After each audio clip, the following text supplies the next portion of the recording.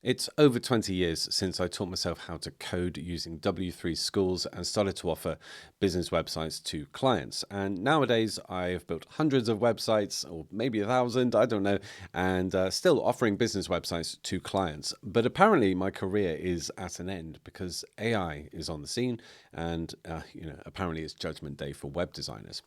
But in this video, I'm going to share with you why I don't feel that intimidated. I don't feel that my career is about to end and I'm going to be replaced by a robot. I'm going to share with you 3 ways that I actually use AI on a daily basis to make me a super powered web designer, and actually how 3 shortcomings and pitfalls and limitations that I find with AI.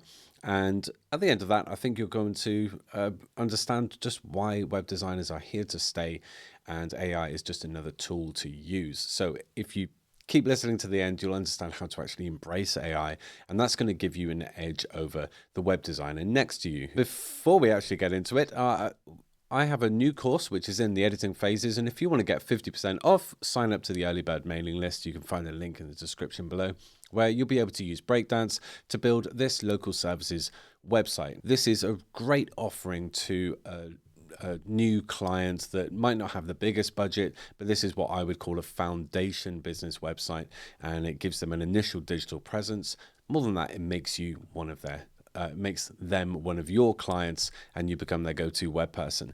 This is probably going to be like 60% of your initial clientele, and you're almost a way to onboard clients with this really great website offering.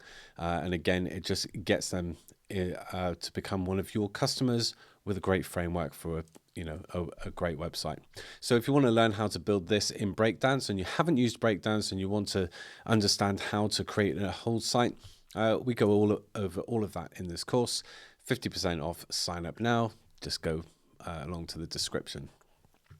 Okay, so 3 ways that I use AI on a daily basis, and I believe it makes me a better web designer than I could be without it. The first way that I use AI on a daily basis is in the production of content. Now, that should strike you as a bit odd because creating content, so copy and images, is not actually part of a website build. It's not part of the project scope in many ways. Images should be provided by a graphic designer. Copy should be, in my view, SEO optimized and actually planned out as real and serious content to rank a website. And I believe in content first design. However, whether you're in an agency environment or more of a freelance environment, clients generally aren't going to want to fork out for a whole copywriter or a graphic designer to go and curate some images or even create images. And so more often than not, it kind of falls on the person assembling the website and the design to source cheap or free images and get that initially together, and also to write up the initial copy. And we don't really want that because it should be a paid service. And if you're doing it properly, it should take quite a while because it is research based. Anyway, most clients are going to opt for, I'll provide my own content. Yes, sure, I'll put it on a Google Doc for you, but they never do.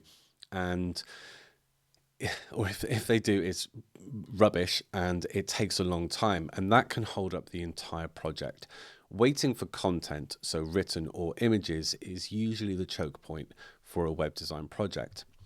The way that most people get over it, and the way that I have done so before now, is to get started on all of the design. So you might design out a homepage and present that to them just so that you can start mapping out the site, show them how you're applying branding and what layout you're trying to give them. And for that, you're going to need to source a couple of images and maybe put a cliche title in the hero section. But beyond that, you would use lorem ipsum text, and this is a heading. And what you need to do for that is jump along to somewhere online, lorem ipsum generator, and literally copy and paste the appropriate amount of lorem ipsum into various parts of the site. That at least means that while the client is busy not sorting out their content as they should be, you are able to get through the design stages of the project, which is important for your project timeframe. The problem is that, one, they're going to provide content that's probably about that much for this section, even if you've sort of highlighted give me the word count that you can see represented on the page. They struggle to do it. They're not writers, and they'll be evasive to it. But the other problem is that when they do actually provide the content, you have to go through the entire site again and copy and paste. That's actually double the workload. It's a good couple of hours to go through an entire site and copy and paste all of the content that they've provided. But now we have AI, and what I'm now able to offer to clients, and we do actually go through it in this course, all of this was created using this method. What I propose to clients is that the initial text on the homepage and in the design briefs are going to be AI generated. It doesn't take very long to do it. In fact, it takes about the same amount of time to go and generate lorem ipsum and start copying and pasting that. But all you need to do is get the onboarding information from your client. So you're onboarding them, you take all the information about their business, their services, how they like to present themselves, and you should have ideas about their branding. And it's just about then prompting AI to give you copy for the template of the page. So you would tell AI or ChatGPT that we are creating a website for a local plumbing company.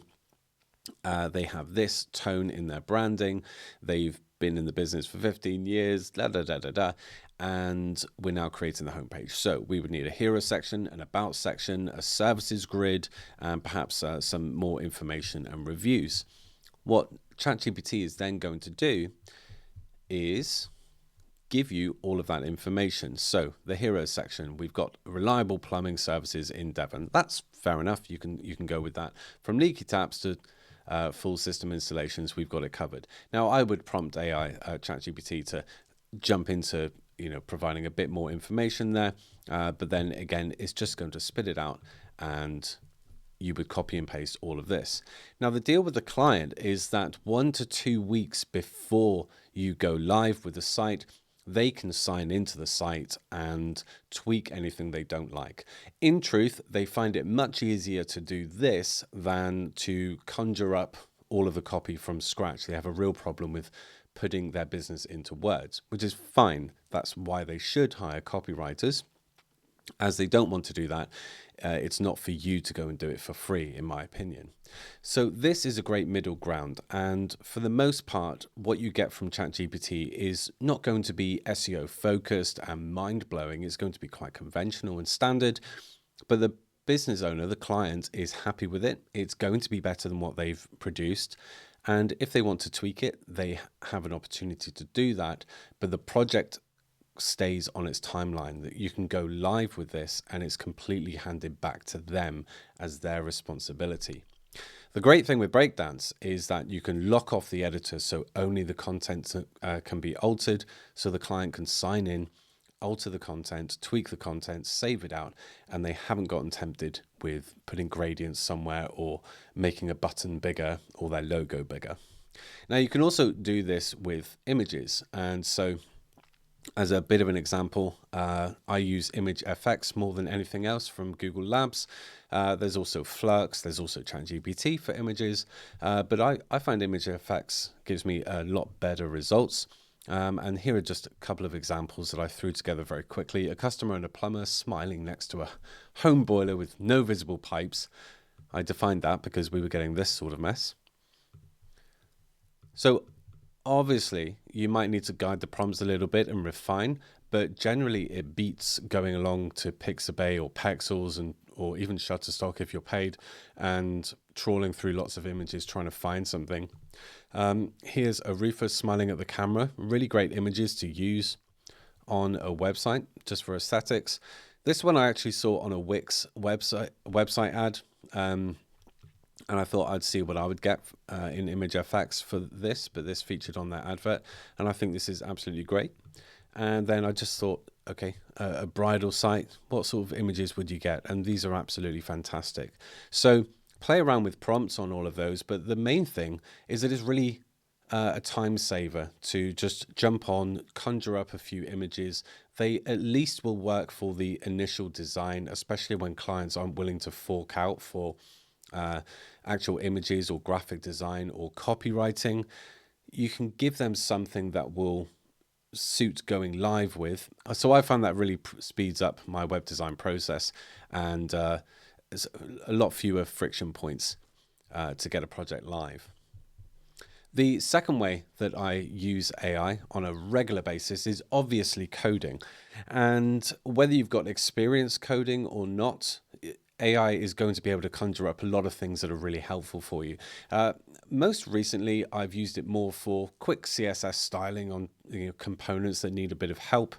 And that's not because CSS is difficult to learn. I know how to use CSS, obviously, but it's just faster. And it's a real superpower to be able to say, I've got this element, I'd like to be able to do this. And 10 seconds later, you're pasting it into Breakdance in a code block or into your custom CSS, and it works out of the gate. It's really fantastic. But you can go a bit further with that. If you're designing with Breakdance and WordPress, sometimes you want to extend the functionality, and that might be with WooCommerce and playing around with the add to cart button, or something that requires a PHP snippet.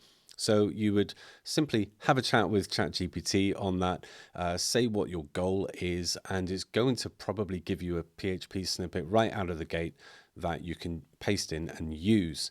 It's really fantastic.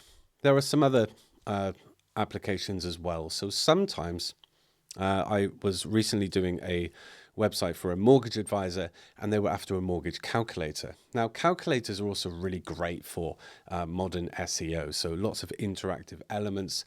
And instead of having to go around the WordPress repository trying to find a mortgage calculator, which I have before, and the best one was paid, I could just have a chat with ChatGPT. We had it rocking within 30 minutes, and there's a mortgage calculator on the page ready to go.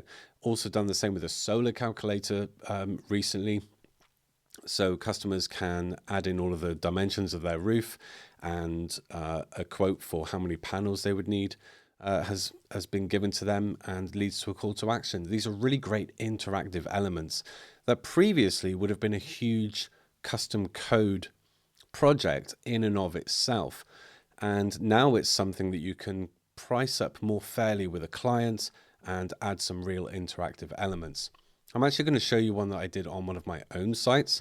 Now, this was just an idea that I had when thinking about how to present the ROI of a digital growth strategy, and really what a website brings as a return on investment.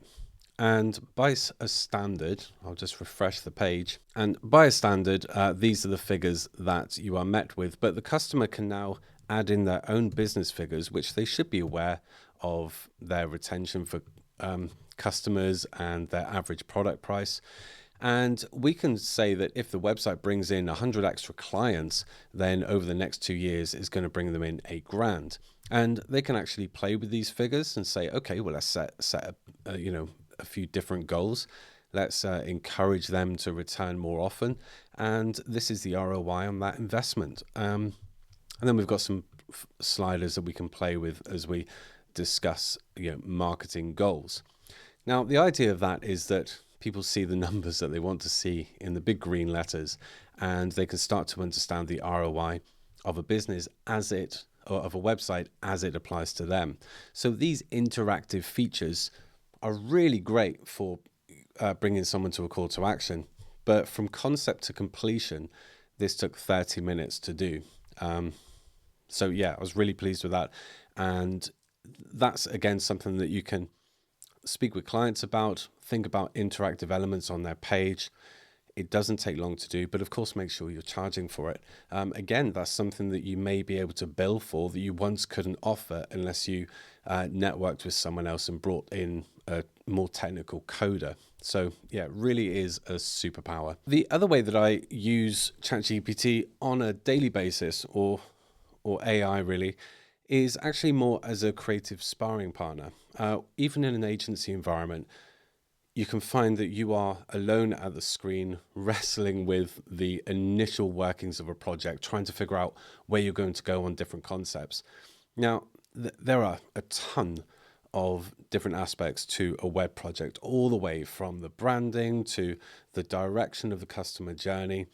And sometimes just getting that into going from the onboarding to get a cohesive strategy, sometimes it helps to externalize that a little bit and discuss it with other people.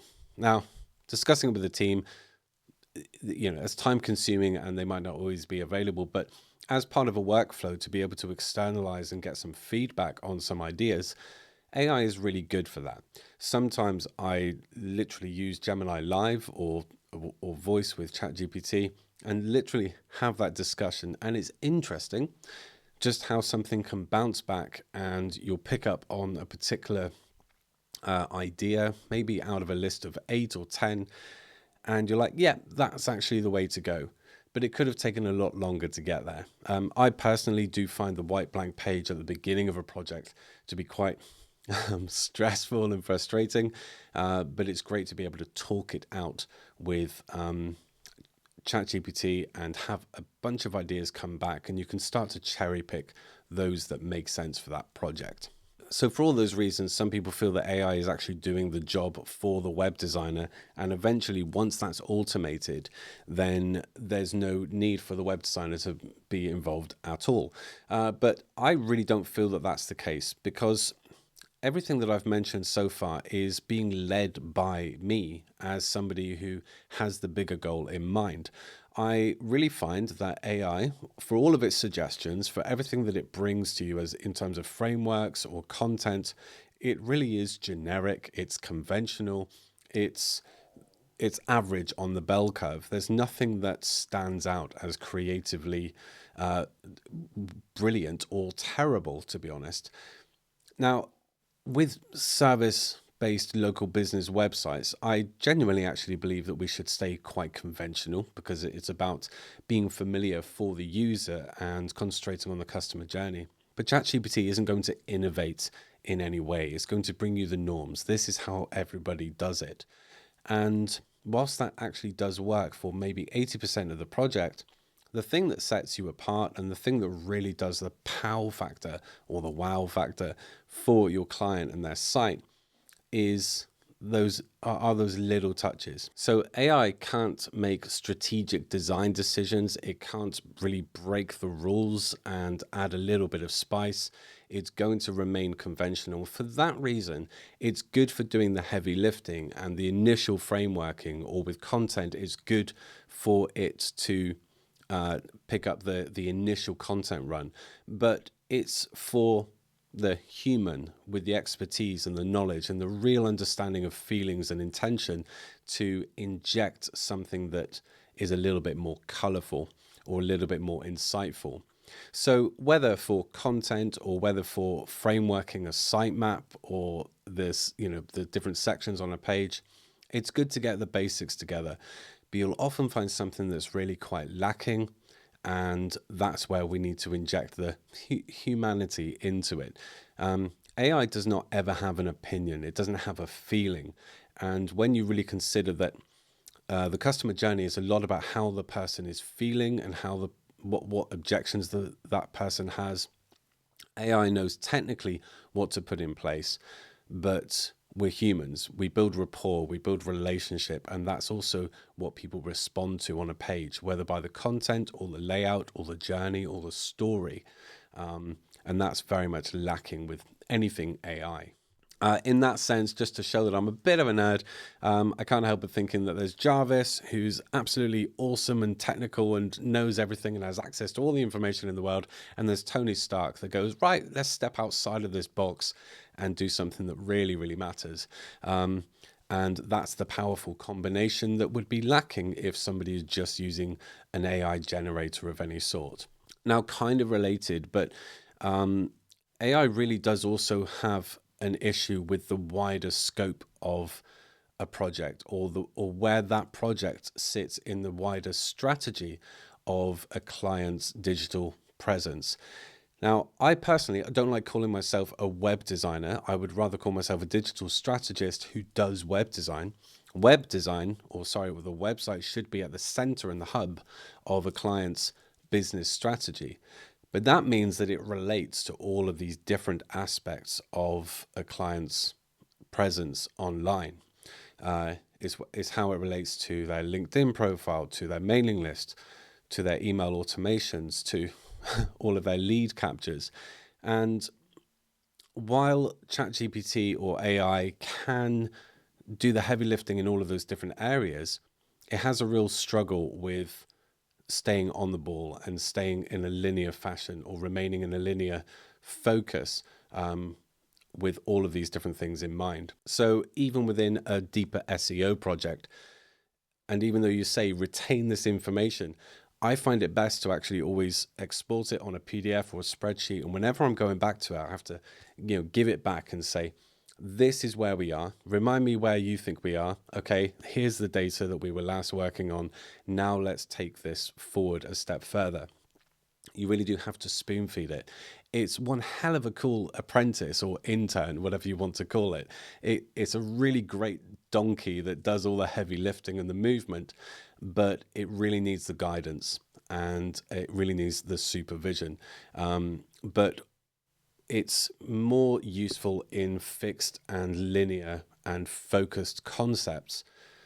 The wider strategy, if you really care about doing something serious for a client, the wider strategy requires the human at the center of it.